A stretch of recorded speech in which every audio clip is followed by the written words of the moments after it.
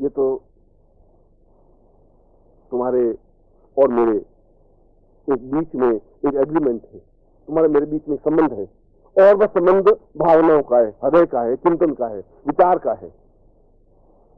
क्योंकि तुम मेरे शिष्य हो और मैं तुम्हारा गुरु हूं, तो मैं तुम्हारी प्रत्येक क्षण को जीवंतता दे सकूं, प्रत्येक क्षण को आनंद तृप्ति दे सकूं, पूर्णता दे सकूं। और ये पूर्णता और तृप्ति केवल देवताओं की साधना से सब कुछ नहीं मिल सकता, लक्ष्मी से सब कुछ नहीं हो सकता। मैंने अभी तुम्हें उदाहरण दिया कि लक्ष्मी से आनंद की अनुभूति नहीं हो सकती। तुम्हारे पास लक्ष्मी है, उससे तुम्हें नींद नहीं आ सकती, कोई जरूर नहीं नींद आवेगी, तुम्हें भूख नहीं लग सकती, उससे अच्छे वस्त्र खरीदे जा सकते हैं, अच्छे मकान तो बनाए जा सकते हैं, जीवन का आनंद प्राप्त नहीं हो सकता। जीवन का आनंद तो जिसके साथ 2 मिनट बैठ करके बात करने में आनंद की अनुभूति होती हो, आनंद की अनुभूति होती है। किसी को आनंद रेडियो सुनने से आता है, किसी को टेलीविजन देखने से आता है, किसी को हिमालय में घूमने से आनंद आता है, किसी को काव्य ग्रंथ पढ़ने से आनंद की अनुभूति होती है। ये तो अलग अलग आनंद की अनुभूतियां हैं, मगर जीवन का हृदय पक्ष खुलना चाहिए। और यदि हृदय पक्ष खुलता नहीं है तो तुम्हारा जीवन एक लाश की तरह, जिसको तुम कंधे पर ढोएंगे शमशान की तरफ एक मिनट के लिए जा रहे हो। हर क्षण तुम्हारा एक पग मृत्यु की तरफ बढ़ रहा है, प्रत्येक पग। अभी 2000 पग बाकी थे, तो अब 1999 बाकी रह गए, फिर 1998 रह गए, क्योंकि तुमने चेतनता है ही नहीं, तुम्हारा हृदय पक्ष जागृति नहीं है। और हृदय पक्ष जागृत नहीं है तो उस हृदय में अपने गुरु को तुम उतार ही नहीं सकते। खुला ही नहीं है दरवाजा, तो गुरु आएगा कहां से? जब दरवाजे किवाड़ ही बंद हृदय के, तो गुरु उसमें प्रवेश ही कहां से कर सकेगा? फिर तुम्हारे जीवन में चेतनता आ ही नहीं सकती, फिर तुम्हारे जीवन में ज्ञान आ ही नहीं सकता, तुम्हारे जीवन में पूर्णता आ ही नहीं सकती, क्योंकि अधूरापन तुम में है, गुरु में न्यूनता नहीं है। गुरु तो तुम्हारे हृदय में उतरने के लिए तैयार है, बस तुम अपना हृदय पक्ष जागृत तो कर सको, चेतनता दे सको। और तुम्हारा हृदय पक्ष खुलेगा तब तुम देवताओं का दर्शन कर सकोगे, हृदय पक्ष खुलेगा तब तुम अपने गुरु को सही ढंग से पहचान सकोगे। जब हृदय पक्ष खुलेगा तब तुम्हारे आंख में आंसू आ सकेगा, गले में एक आर्द्रता आ सकेगी, तब तुम झुक करके गुरु के चरणों में समर्पित हो सकोगे, तब तुम्हें एक आत्मस्मरण का भाव आ सकेगा, तब तुम्हें एहसास हो सकेगा कि गुरु क्या है, शिष्य क्या है। और यह हृदय पक्ष जागृत केवल अप्सरा साधना के माध्यम से संभव है, देवताओं के साधनों के माध्यम से संभव नहीं है, और किसी देवता की स्तुति पूजा अर्चना के माध्यम से भी संभव नहीं है। यदि आपने आनंद लहरी पढ़ी हो, शंकराचार्य ने उस आनंद लहरी का वर्णन कभी आप जिंदगी में पढ़े, तो संस्कृत का एक अद्वितीय ग्रंथ है जिसमें भगवती पार्वती का वर्णन किया, उसके स्वरूप और सुंदरता का क्या है, और शंकराचार्य जैसे सन्यासी ने वर्णन किया है। इसका मतलब तो घोर अश्लील शंकराचार्य थे, इतना नाजुक और सुंदरता वर्णन कर दिया पार्वती का, और फिर मां का। बहुत गया आदमी था। अगर मैं ये शब्द बोलता हूं तो ये गड़बड़ मेरे हृदय की है, शंकराचार्य की नहीं है, पार्वती की भी नहीं। एक नारी के गुलाब के पुष्प को अपने गुलाब का पुष्प कहा, इसमें दोष क्या हो गया? अगर मैं गुलाब का पुष्प नहीं कहता हूं तो मेरी न्यूनता है, तो मेरी कमजोरी है, तो मेरी घटियापन है। गुलाब के फूल को गुलाब का फूल कहने में कोई दोष नहीं है, सुंदरता को सुंदरता कहने में कोई संकोच नहीं है। हम इसलिए नहीं कहते कि लोग क्या कहेंगे और क्या हो जाएगा। संकोच तुम्हारा खुद का है, तो तुम्हारे हृदय के दरवाजे बंद है, उसमें विकसित है ही नहीं, उसमें खुलापन नहीं है। और खुलापन नहीं है तो तुम समझ नहीं सकते, दबे हुए हो, बीते हुए हो। और मैं कह रहा हूं कि तुम मुर्दा शरीर हो और उस मुर्दा शरीर को धोकर के बढ़े जा रहे हो, इसलिए तुम्हारे चेहरे पर आनंद की लकीरें नहीं है, इसलिए तुम्हारे चेहरे पर मुस्कुराहट नहीं है, प्रफुल्लता नहीं है, और अट्टहास नहीं है, और हास्य नहीं है, विनोद नहीं है। एक बुझा हुआ चेहरा, जैसे कि अंगारा बुझ गया हो और बस धुआं जल रहा है और जिंदगी जल रही है और पहुंच रहे हो। तुम्हारी जिंदगी में कुछ 24 घंटों में अगर आप हिसाब लगा के देखें तो 5 मिनट भी मुस्कुराने के लिए नहीं है।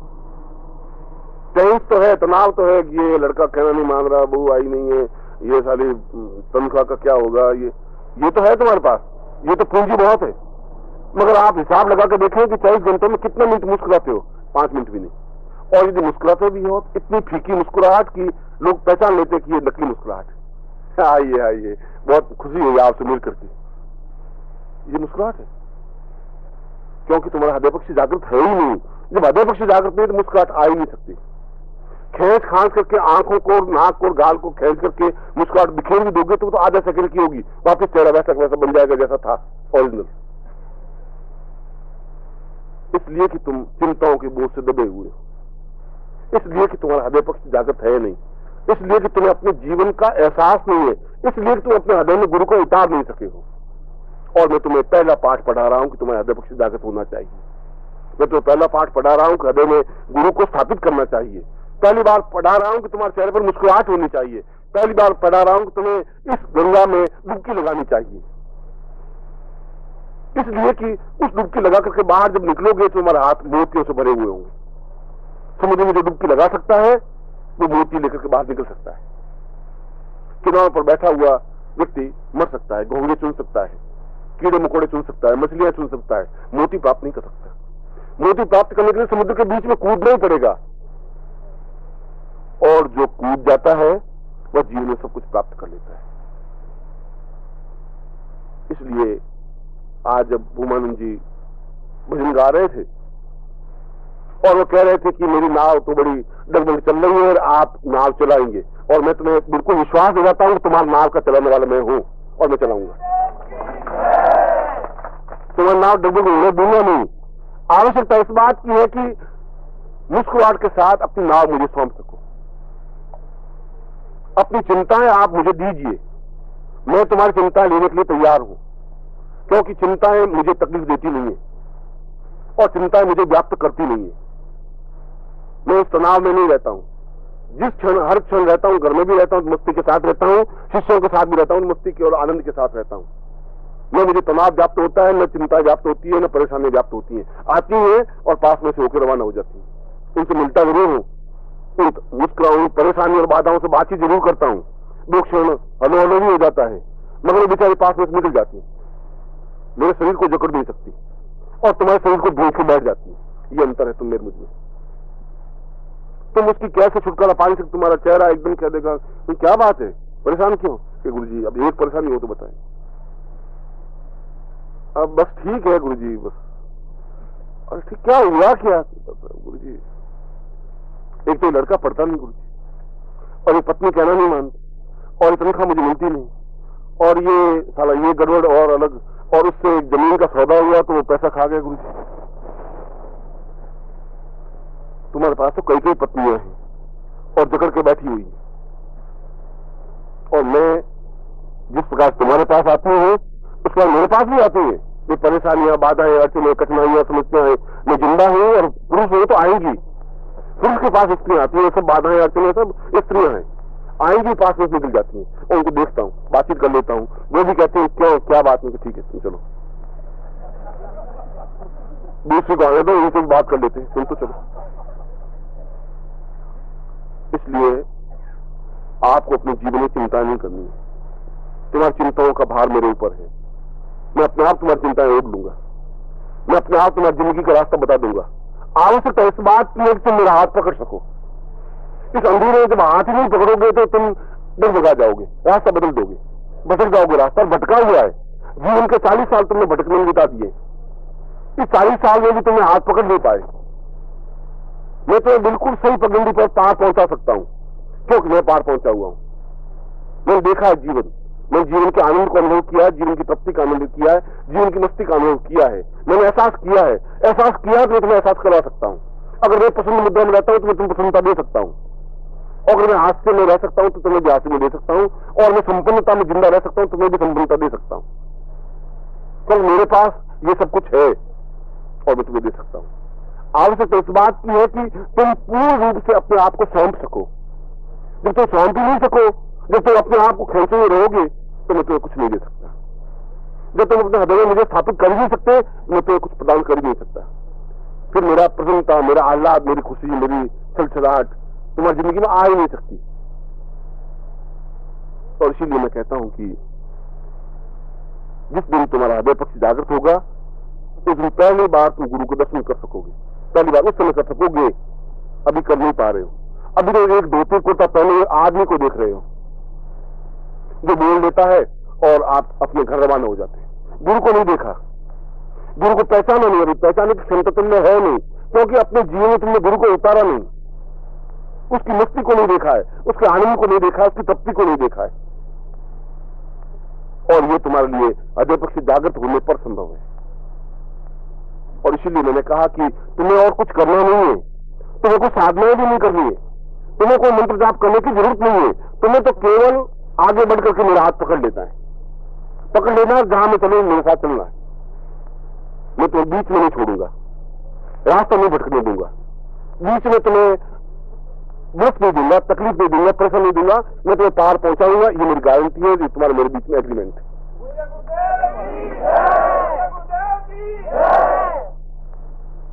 और मैं सोचता हूं कि इस बात के बाद तो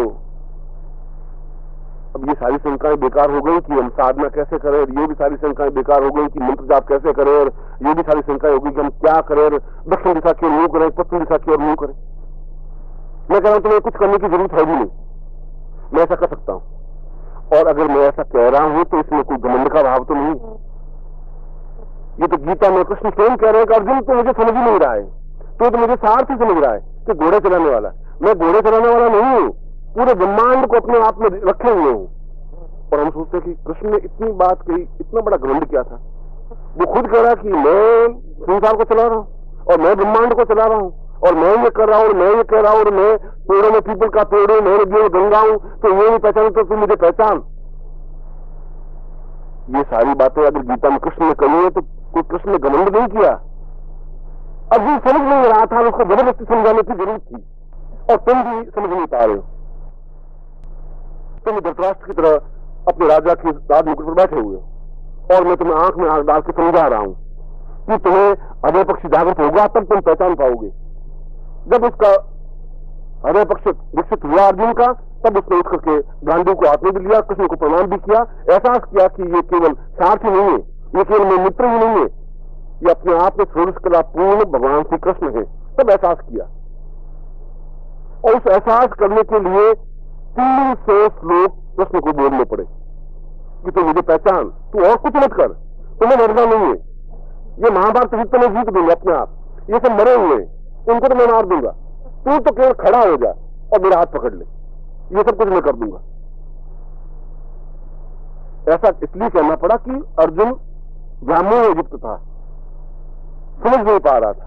और मैं तुम्हें भी वही बात कह रहा हूं कि तुम समझ नहीं पा रहे हो, तुम्हें साधनाएं तो मैं अपने आप सिद्ध करवा दूंगा, ये तो जिम्मेदारी मेरी है। तुम्हें संपन्न तो मैं अपने आप कर दूंगा, ये मेरी जिम्मेदारी है।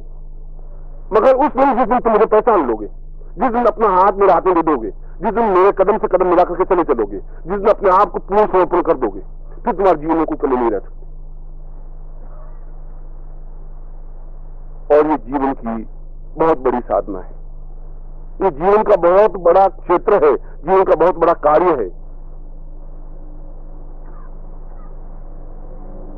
और आज के दिन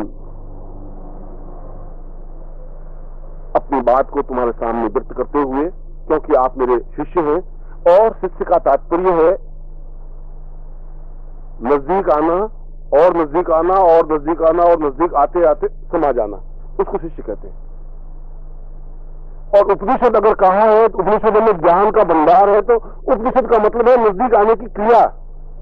उपनिषद क्यों सीख रहे हैं कि हम कैसे गुरु के नजदीक जा सके, कितना नजदीक जा सके, इतना नजदीक कि उसे अपने आप को समा दे, डुबो दे। और जब डुबो देंगे तो फिर अपने आप जो कुछ निकलेगा वो अपने आप में पूर्ण ज्ञान, चेतना, धारणा, ध्यान, श्रेष्ठता, क्रिया और कुंडली अपने आप होगी। क्योंकि अगर गंगा में स्नान करेंगे तो अपने आप पवित्र हो जाएंगे, अपने आप हमने शुद्धता आ जाएगी। स्नान करने की और कपड़े उतार करके डुबकी लगाने की हिम्मत होनी चाहिए। किनारे पर बैठा हुआ व्यक्ति कुछ नहीं कर सकता, और तुम किनारे पर बैठे हुए हो, घबरा रहे हो कि लहरों में कूदने से क्या हो जाएगा, और नदी का प्रवाह तेज है तो क्या हो जाएगा, और पीछे मेरी पत्नी बैठी है, अब उसका क्या होगा, अगर मैं डूब गया तो फिर पत्नी को कौन संभालेगा, बेटों को कौन संभालेगा। तुम्हें अपनी चिंता नहीं है, तुम्हें चिंता उस पत्नी की, बच्चों की, बेटियों की, बेटों की और अपने कपड़ों की है। और फिर कपड़े समेट समेट करके उधर उधर कूदे, कोशिश में कूदे नहीं कूदे, साला कूद लो, देखा जाएगा। अब कपड़े यहां पड़े हैं, और अगले 20 साल तुम्हारे पास और हैं, कपड़ों का ध्यान रखते रहना और किनारे बैठे रहना। और मैं आवाज देता रहूंगा, क्योंकि लहरें तो आवाज देगी, समुद्र तो आवाज देगा, दोनों हाथ फैला करके आवाज देगा नदियों को कि तुम्हें आना है, और आना है, मुझे समा जाना है। और जितनी तेजी से अगर नदी कूदेगी, दौड़ेगी, उछलेगी, मचलेगी, तो उतनी तेजी से समुद्र में समा जाएगी। और समा जाएगी तो समुद्र देवता भाई, खारी नदी और घटिया नदी भी समुद्र में मिलते ही देवता बन जाएगी।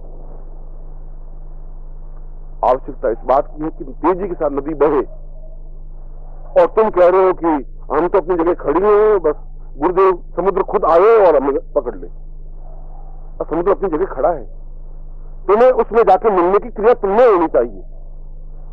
फिर तो तुम्हें पैदा करना है, नजदीक तुम्हें जाना है। गुरु तो अपनी जगह खड़ा है, दोनों बाहें फैलाए हुए, तुम आए और उनके सीने से मिल जाएं, आए और उसमें समा जाए। गुरु तो सैकड़ों बार चिल्ला रहा है, इस जन्म से नहीं, पिछले जन्म से भी, उससे पिछले जन्म से भी। 25 जन्मों का तुम्हारा मेरा हिसाब बीच में बाकी है, और 25 जन्मों में मैं सीखता हूं इसी ढंग से जैसा अभी बोल रहा हूं, और 25 जन्मों में तुम अपने कान बनकर फिर से आगे चले जाते, फिर तुम जरूर लोगे। फिर तुम गोमूत्र में, पिशाब में, टट्टी में लपेटे हुए 4 साल के, 5 साल के, 10 साल के होंगे, फिर 20 साल के होंगे, फिर 25, फिर होते हुए मेरे पास आओगे। और फिर मैं तुम्हें कह रहा हूं, फिर तुम बर्बाद हो रहे हो, अपनी जिंदगी बर्बाद कर रहे हो। तुम्हारी ड्यूटी, तुम्हारा हाथ मुझे हाथ में सौंपना है, तुम इस प्रकार से अपनी जिंदगी बर्बाद नहीं करो। फिर मैं तुम्हें ये बात कहूंगा, ये 25 जन्मों से कहता आया हूं, शायद अगले 25 जन्म मुझे और कहने पड़े, मगर ये कब तक जीवन चलेगा? ऐसा कब तक होगा? किसी न किसी तुम्हें निर्णय लेना पड़ेगा, एक चिंतन लेना पड़ेगा, विचार लेना पड़ेगा कि मुझे इन समुद्र में कूद जाना है, या तो मैं पार निकल जाऊंगा या मैं डूब जाऊंगा। और जिस क्षण ऐसा चैलेंज लिया जाता है, उस क्षण जीवन में पूर्णता आ सकती है। फिर तुम्हें साधनाओं के लिए भटकना नहीं पड़ेगा। साधना स्वयं हाथ जोड़ के सामने खड़ी मिलेगी तुम्हें। पुरुष के सामने स्त्री अपने आप नम्रता खड़ी रहती है। अगर तुम्हें पुरुषत्व है तो, कायर बुद्धि है तो कोई खड़ी नहीं हो सकती। एक भी साधना तुम्हारे सामने हाथ जोड़ के खड़ी नहीं हो सकती।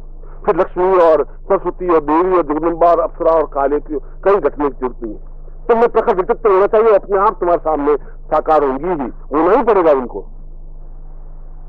क्योंकि तुम्हारे शरीर में उस गुरु का खून बह रहा है जो अपने आप में पूर्ण है, सिद्ध है। तुम्हारे धमनियों में उसका रक्त प्रवाहित हो रहा है, तो तुम्हारे हृदय में उसका हृदय जागृत हो रहा है, धड़कन दे रहा है। और जब ऐसा होगा तो वह, अगर उसके पास सब कुछ है तो तुम्हारे पास आएगा ही। अगर बाप के पास 1000 रुपए है और इकलौता बेटा है तो बेटे के पास सब चीजें आएंगी, तो उसके पास है और उसको देना ही है। उसको बेटा सपूत होना चाहिए और बाप से विनय करके प्राप्त कर ले। कमाने की जरूरत नहीं है, बेटे ने 1000 रुपए नहीं कमाए, बाप की संपत्ति अपने आप प्राप्त हो जाएगी अगर वो सेवा कर लेता है, अपने आप पुत्र कह देता है, अपने आप को समर्पित कर देता है।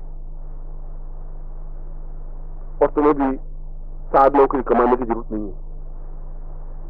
साधना करनी है, अगर मैं कहूं तो करना है, मगर उसके लिए इतना व्यथित, इतना चिंतित, इतना दुखी होने की जरूरत नहीं है। इसलिए जरूरत नहीं है कि तुम्हारा हृदय पक्ष जागृत होना चाहिए, और हृदय पक्ष जागृत होने के लिए बहुत जरूरी है कि तुम गुरु में लीन हो सको। इसलिए मैं गुरु हूं, इसलिए मैं कह रहा हूं, इसलिए कि यदि कोई भी सक्षम और सजग और जिंदा व्यक्तित्व है, और गुरु जिंदा है, जिंदा का मतलब है कि जिसमें प्राण है, चेतना है, कहने की हिम्मत है, क्षमता है, जो चैलेंज को उठा सकता है, कह सकता है, वो जिंदा गुरु है। भगवे कपड़े पहनने से गुरु नहीं बन सकता, और गंगा के किनारे बैठने से गुरु नहीं बन सकता, और तुमसे 5 रुपए ऐंठने वाले गुरु नहीं बन सकते, और अपनी प्रशंसा करने वाले, फूलों का हार पहनने वाले गुरु नहीं बन सकते। गुरु तो कड़ा बोल सकता है, तुम्हें डाल सकता है, तुम्हें पकड़ सकता है, तुम्हें पार ले जाने के लिए परेशान हो सकता है, क्योंकि उसकी मंतव्य, उसका लक्ष्य यह है कि ये क्यों भटक रहे हैं, क्यों गड़बड़ है, समस्या क्या है, क्यों किनारे पर बैठे हुए हैं, क्यों नहीं डुबकी लगा देते हैं, क्यों नहीं छलांग लगाते हैं। ये व्यथा है उसकी, और व्यथा गुरु के प्रति रहेगी, क्योंकि तुम मेरी चेतना, मेरी प्राण, मेरी जिंदगी का अंश हो, मेरे हृदय की धड़कन हो। उन धड़कनों के, हजारों धड़कनों में तुम भी एक धड़कन हो, और प्रत्येक धड़कन जिंदा रहने के लिए जरूरी है। ऐसा नहीं है कि 5 धड़कनें नहीं हो और बाकी धड़कनें जिंदा रहे तो शरीर चल जाएगा, नहीं चलेगा। जब 5 धड़कनें बंद हुई, शरीर खत्म हो जाएगा। तो तुम्हारी प्रत्येक धड़कन मेरे लिए उतनी मूल्यवान है, चाहे ये धड़कन हो, चाहे ये हो, चाहे वो हो। ये धड़कनें जिंदा है तो शरीर चल सकता है, इसलिए आवाज देता हूं, इसलिए बार बार अपनी बात कहता हूं, इसलिए चेतना देता हूं, इसलिए अपने पिछले जन्म की तुम्हें याद दिलाता हूं, उससे पिछले जन्म की याद दिलाता हूं, क्योंकि तुम कहीं पर भी हो, तुम्हें तो आना ही पड़ेगा, और नहीं आए तो किनारे पर तुम बैठे रहोगे। मैं अपनी बात तो कहूंगा ही, और गंगा के किनारे जाकर के भी प्यासे रह सको तो दोस्त तुम्हारा है, गुरु का दोस्त नहीं है। बादलों की गर्जना सुनकर के तुम्हारे हृदय में प्रसन्नता नहीं आ सके तो बादलों का कोई दोस्त नहीं है। और सूर्य प्रखर व्यक्ति से चमके और अपनी आंख बंद करके चलते रहो और रास्ता नहीं सूझे इसमें सूर्य का कोई दोष नहीं है, दोष तुम्हारा है। तुम्हारे जीवन की न्यूनता है कि तुम समझ नहीं पा रहे हो, सूर्य को पहचान नहीं पा रहे, उस बादलों की गर्दन को एहसास नहीं कर पा रहे हो, तो वर्षा की फुहार का आनंद नहीं ले पा रहे। ये तुम्हारा ही जीवन की न्यूनता है, तुम्हारे जीवन की कमी है, तुम्हारे जीवन की विशेषता नहीं है। और इसीलिए जीवन का आनंद शिष्य बनने में है, जीवन का आनंद उपनिषद बनने में है, जीवन का आनंद नजदीक जाने में है, जीवन का आनंद उसमें समा जाने में है। और इसीलिए बार बार एक ही बात तुम्हारे सामने दोहरा रहा, तो अपने स्वार्थ से अलग हटके खड़े हो जाते हैं कि गुरुजी मेरा ये काम होना चाहिए, लॉटरी निकलनी चाहिए, नहीं लॉटरी निकली तो गुरुजी बेकार है। आपको कहा था गुरुजी लॉटरी, क्योंकि मेरे ऊपर कर्जा है 80,000 का, 1 लाख की लॉटरी निकल जाती चलेगा गुरुजी, और ये दूध का डिब्बा प्रसाद है, ये गुरुजी लीजिए, 5 रुपए का दूध का डिब्बा और तुम्हें चाहिए 1 लाख रुपए। बहुत होशियार गणित करने वाले बुद्धिमान होते हैं, और 2 हाथ पकड़ करके दबा देंगे, गुरुदेव बस मैं ही पक्का शिष्य हूँ, गुरुदेव मैं समझ रहा हूं तुमसे, तुम मुझसे छुपे हुए नहीं हो, तुम मुझे पहचानो नहीं पहचानो, मैं तुम्हें पहचानता हूं,